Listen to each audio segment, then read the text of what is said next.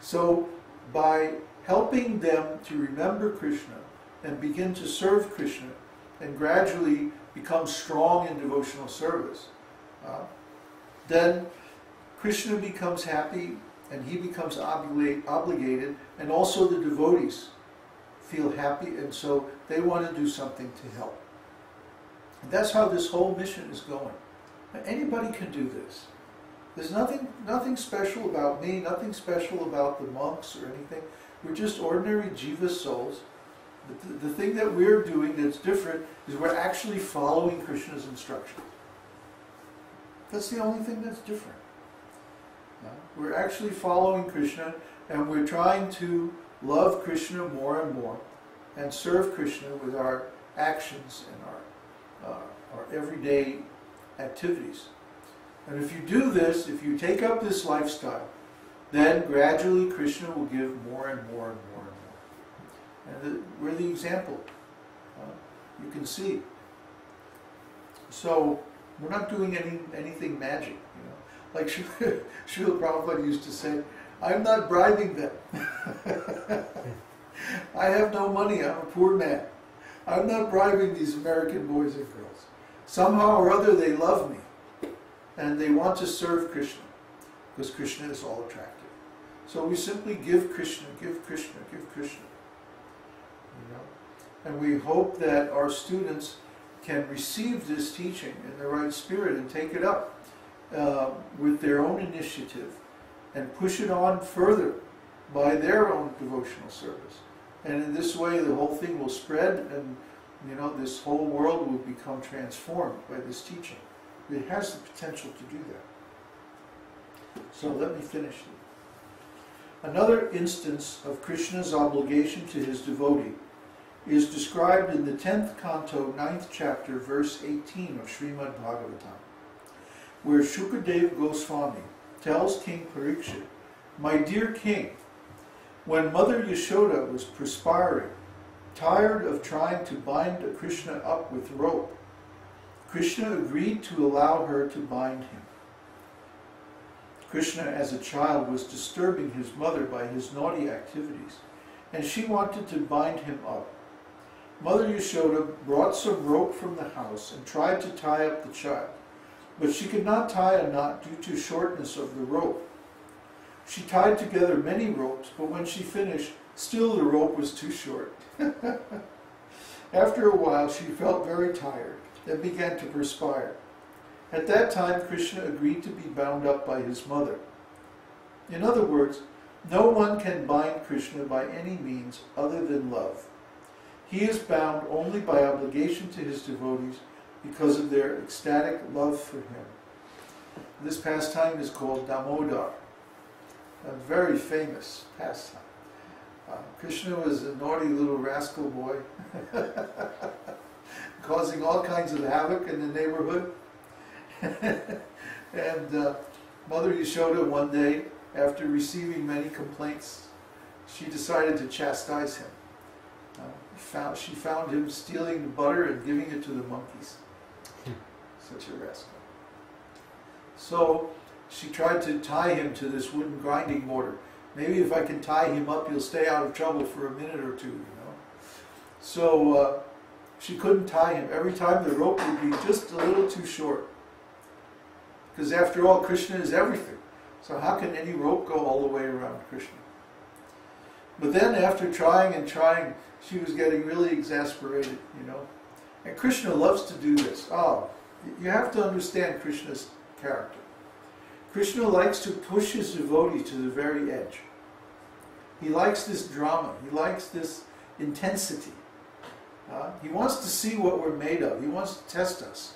He wants to see if we're really sincere, if we're really acting out of love. See? So he creates these extreme situations, these last-minute deals. The devotees who have been with us for a while, they know this well. We see again and again and again, things will come right down to the last minute, and then just in the last few seconds, Krishna will make everything work. So this is Krishna. Remember taking when we were leaving Catemaco, going back to Mexico City, that we had packed everything in the truck, and we were driving up, and oh, we had so many troubles.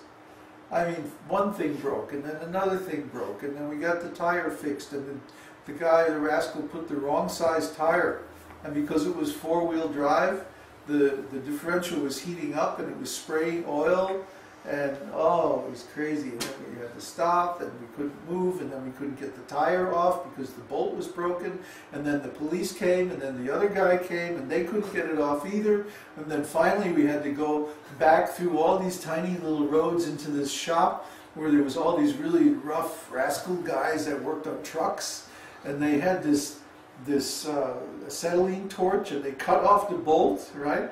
And they were all, if the cops were standing there watching this whole thing, right? And everybody was looking at us like, oh boy, they got computers, they got all this stuff, wow, you know. And the cops were like, So finally we got that changed, and then we got the tire changed, and then we had to go to this other place and get oil, and then we had to pay off the police, and then we got back on the road, and then we got about 2 o'clock in the morning. We finally got in. Everybody else was already there. They had taken the bus, and they got there before us. And so we finally got in really, really late. And, you know, but then Kṛṣṇa, he gives so much bliss and so much satisfaction and happiness when we are victorious in his service. If we simply persist, and so many obstacles may come up, so many things may go wrong. Oh, in Srila Prabhupada's pastimes, every single temple that he tried to buy, the rascals tried to cheat, especially in India. Oh my God, every trick in the book, you know. And there was one in Mumbai, which they called Bombay at that time. And the temple was in a very posh beach area. Chowpatty. No, not Chowpatty. Oh. Juhu. Juhu, yeah, Juhu beach. Yeah, Juhu, a very nice upper class, right down the street from Bollywood. I mean, all the stars live there, and it's very posh. It's like Hollywood or what's that place right next to Hollywood? Beverly Hills. Beverly Hills, yeah, someplace like that. So anyway, there was this wonderful, perfect piece of land just in the right location, and this guy, Mr. Nair, was the owner. And so Mr. Nair, I mean, he tried every trick in the book, and oh, he was cheating and bribing people and doing this and that, and everything was very dark. And so one day, after like 2 years of this, and it gone on and on and on, Mr. Nair was preparing a wedding feast for one of his relatives. And you know, in India, they have, especially if they have a big feast or a big party, they'll bring these cooks in, and they have these huge woks, you know, and these big burners like candy stoves fed with gas, you know, yeah. Right? And they put these huge woks, and then they prepare all the food, you know, like that. So before this wedding feast, Mr. Nair was there, he's checking the cooking work, and he slipped on the floor and fell into a wok full of boiling ghee. Oh. That was the end of Mr. Nair. So when they told Prabhupada, he just went, yes, Kṛṣṇa has taken him. Like that. So don't cheat the devotees. This is very bad. So, but Kṛṣṇa creates these dramas to show. One reason he creates them is to show our defects. Like if we don't persevere, if we start to doubt, oh, how could there be so much trouble? If Kṛṣṇa was really God, or if Kṛṣṇa really wanted us to do this, then there wouldn't be any difficulty. Everything would go smoothly. But everything doesn't always go smoothly. So Kṛṣṇa is testing. He's saying, is this devotee really strong? Are they really determined? Are they really going to stick it out? Are they really going to go through with everything, no matter what, because they know that this would please me. He wants to see. He wants to know. Is this devotee really sincere or just a nonsense? Are they going to doubt? So he'll make so many causes for doubt. If you want to doubt, Krishna will give you every reason to doubt. See? But if you're simply determined, you just don't give up. You just don't give up. You don't become frantic. You don't become angry. You don't become upset. You don't get all hot under the collar. You simply persist. And at some point Krishna will say, okay, he's sincere. And then Krishna will arrange it and everything will happen. That's our experience.